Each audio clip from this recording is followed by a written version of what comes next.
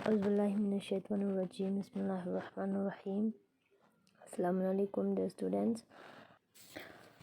So we were doing a lesson from this snapshot book, that is The Summer of the Beautiful White Horse, which was written by Willem Saroyan. So we have completed some portion of the story. So in this video lesson we will continue the story. So in the previous video we have completed page number 5 third paragraph. तो last हमने कहाँ पे छोड़ा था कि जब मुराद का यानी कि एरम का बारी था मतलब घोड़े पे राइड करने की, तो घोड़े ने उसको कहाँ पे ले गया, वाइन यार्ड में, और वहाँ पे मतलब उसको गिरा दिया और वो खुद वहाँ से घोड़े जो है आगे भागते चले गए. तो फिर आज हमने पढ़ना है my cousin Murad came running down the road. तो वहाँ से क्या हुआ, मुराद जो है उसकी तरफ आ गए एरम की तरफ. तो उसने कहा कि मैं तुम्हारे लिए परेशान नहीं हूँ. किसके लिए परेशान हूँ? घोड़े के लिए. We have got to get that horse, you go this way, और हमें घोड़े को लाना चाहिए. तुम इस तरफ चले जाओ, मैं इस तरफ चले जाता हूँ. If you come upon him B kindly, I will be near. अगर तुम्हें घोड़े मिलते हैं तो तुम क्या करना, मतलब उसके साथ काइंडली जो है पेश आना, यानी कि उसके साथ अच्छा बर्ताव करना. मैं आई विल बी नियर, मैं भी मतलब वहाँ पे होंगे, नज़दीक यही कहीं होंगे. I continue down the road and my cousin Murad when I cross the field toward the irrigation ditch. तो मैं रोड की तरफ जाना मैंने कंटिन्यू किया और मेरा कज़न मुराद जो है इरिगेशन डिच की तरफ चले गए. तो हमें हाफ़ एन आवर लग गया कि हॉर्स को मतलब उसको जो है मुराद को हाफ़ एन आवर लग गया हॉर्स को ढूंढने में और उसको वापस लाने में. फिर क्या क्या मुराद ने कहा कि चलो ऑलरेडी ही सेड जमोन, तो जल्दी से जम करो, मतलब घोड़े पे चढ़ जाओ. पूरा अभी क्या हो चुका है, होल वर्ल्ड जो है जाग चुके हैं. उनको क्या करना था, सबको जागने से पहले घर वापस जाना था. तो उसने कहा एरम ने, व्हाट विल वी डू, अब हम क्या करेंगे. Well he said we will इधर टेक हिम बैक और hide him until tomorrow morning. या तो हम इसको साथ ले जाएंगे या तो हमें इसको छुपाना होगा टुमारो मॉर्निंग तक, यानी कि कल सुबह तक हमें इसको कहीं छुपाना होगा. He did not sound worried, वो मतलब परेशान नहीं लग रहे थे. एंड आई न्यू ही, और मुझे पता था कि वो कहीं ना कहीं इसको छुपाएंगे, अपने साथ घर वापस लेके नहीं जाएंगे. For a while at any rate. Where will we hide him, I said. फिर मैंने पूछा कि हम इसको कहाँ छुपाएंगे. फिर मुराद ने कहा कि मुझे एक जगह मालूम है, मतलब वहाँ पे हम छुपाएंगे. How long ago did you steal this horse, I said. फिर वहाँ से एरम ने कहा कि मतलब कितना टाइम हुआ कि तुमने इस घोड़े को चोरी करके, कितना टाइम हुआ, यानी कि कब से, मतलब कब जो है तुमने इस घोड़े को चोरी किया था. It suddenly dawned on me that he had been taking this early morning ride for some time and had come for me this morning only because he knew how much I longed to ride. और अचानक मुझे समझ में आया, यानी कि don मतलब उसको समझ में आया कि मुराद क्या करते होंगे. हर रोज़ शायद ये जो है हर मॉर्निंग यहाँ पे राइडिंग के लिए आते होंगे. तो आज इसने मुझे इसलिए इन्फॉर्म किया था क्योंकि मुझे क्या था, लॉन्ग टू राइड, मुझे जो है घोड़ा राइडिंग करने का शौक़ है, इसीलिए. तो यहाँ पे एरम ने कहा कि कौन कहता है कि मैंने घोड़ा जो है चोरी किया. Who said anything about stealing a horse, he said. Any how I said, how long ago did you begin riding every morning. तो मैंने कहा कि चलो ये बताओ कि तुम जो है how long did you begin riding every morning, तुम हर रोज़ सुबह मतलब राइडिंग के लिए आते होंगे, लेकिन कितना टाइम हुआ तुम्हें आके, यानी कि कितने दिन हुए तुम्हें सुबह जो है राइडिंग के लिए रोज़ आते हो, तो कितने दिन हो गए. फिर वहाँ से एरम ने कहा कि not until this morning, he said. नहीं, मैं तो आज ही सुबह आई हूँ. Are you telling the truth, I said. तुम सच बोल रहे हो, एरम ने कहा. ऑफ कोर्स नॉट, उसने कहा कि ऑफ कोर्स नहीं. He said but if we are found out that is what you are to say. I don't want both of us to be liar. All you know is that we it riding this morning. लेकिन अगर किसी को शक हुआ या अगर हमारी चोरी चोरी पकड़ी गई तो तुम क्या कहना कि मतलब हम दोनों यही कहेंगे कि हमने ये घोड़ा जो है आज ही सुबह मतलब हमने इस पे राइड किया है। All right, I said. He walk the horse quietly to the barn of a deserted vineyard, which at one time had been the pride of a farmer named Fichwajin. There were some oats and dry alfalfa in the van. तो उसने क्या किया, उस चुपके से घोड़े को कहाँ पे लिया, फिटवाजिन नाम के एक किसान था उसके वाइन यार्ड में लिया, जहाँ पे एक बांध था, यानी कि बांध हम कहेंगे जानवरों को रखने की जगह। तो वहाँ पे एक बांध था जो फिटवाजिन का था, एक फार्मर का हुआ करता था कहीं, मतलब पहले ज़माने में।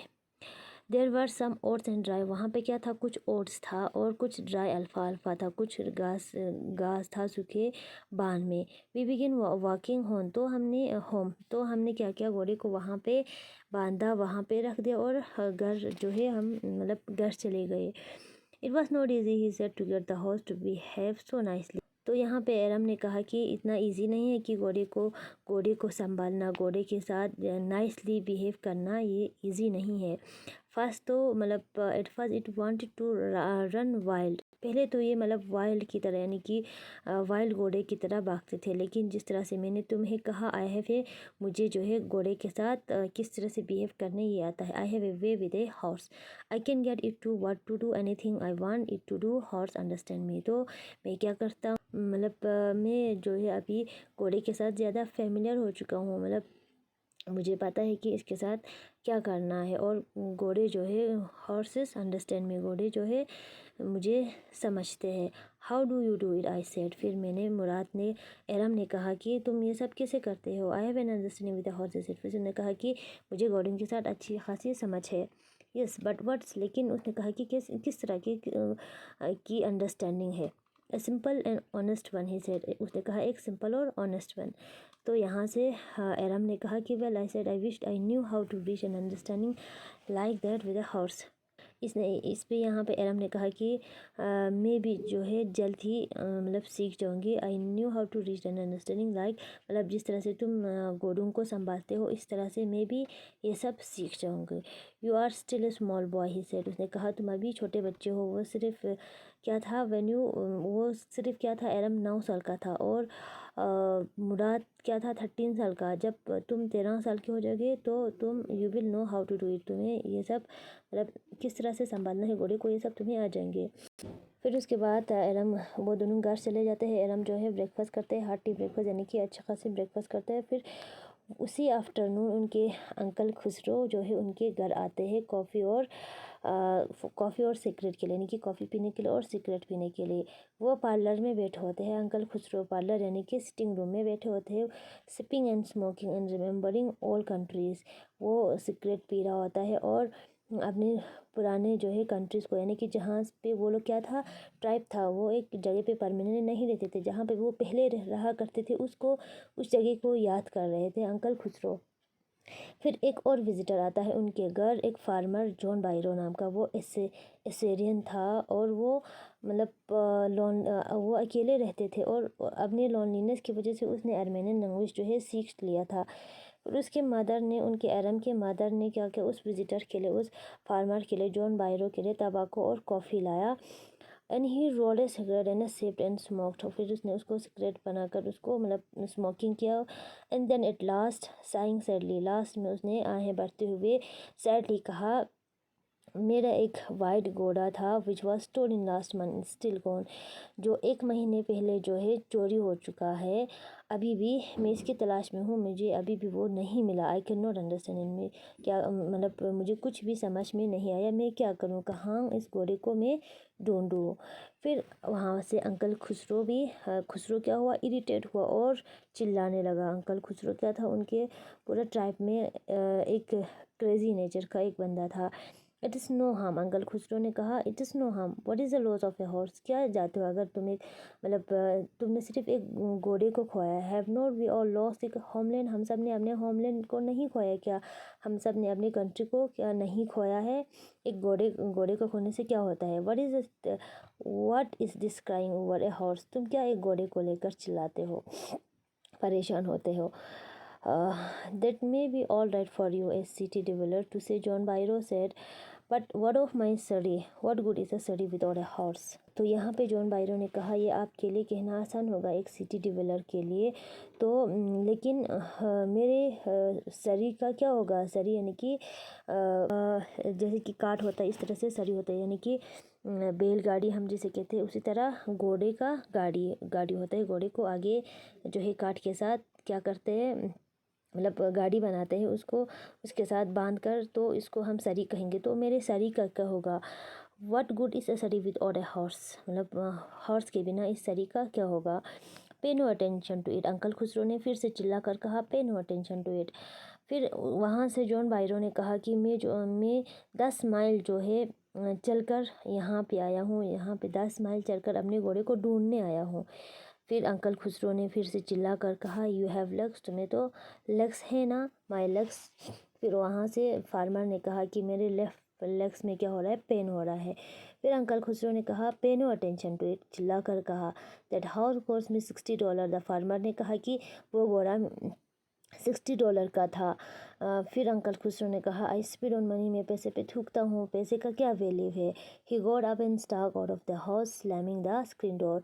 फिर किसान को गुस्सा आकर क्या करता है कि अच्छा, यहाँ पे अंकल खुसरो जो है वहाँ से अपने सीट से उठता है और चले जाता है वहाँ से, स्लैमिंग द स्क्रीन डोर यानी कि डोर को ऐसे ज़ोर से मतलब उसको बंद करके चला जाता है। फिर यहाँ पे राइटर की यानी कि एलम के मदर जो है एक्सप्लेन करते हैं किसको, फार्मर को कि ये जो है इंसान क्या है, इसके बारे में, अंकल खुसरो के बारे में।